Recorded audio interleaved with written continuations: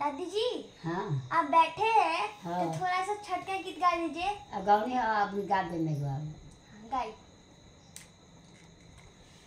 छठी मैया बोवेली जीरावा जीरावा उपजे बहु जीरावा उपजे बहु उजे जीरावा के मालिक किसन बाबू जीरावा दिहले काटावा जीरावा दिहले काटावा उजे जीरावा के मालिक कार्तिक बाबू जीरावा दिहले मोलाई जीरावा दिहले मोलाई उजे मुनाही के बेटी का बेया बेटी बेटी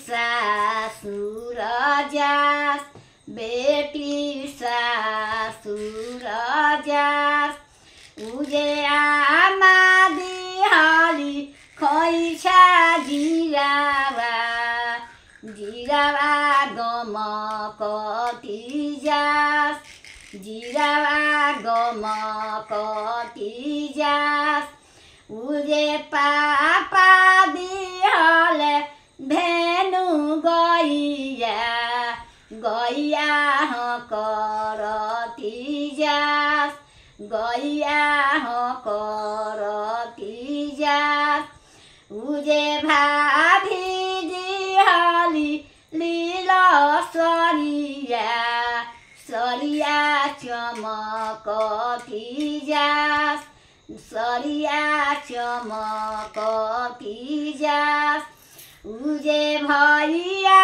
दिहले पढ़ल सुगावा उजे भैया दिहले पढ़ल सुगावा सुगावा पढ़ई त जास सुगावा पढ़ई त जास।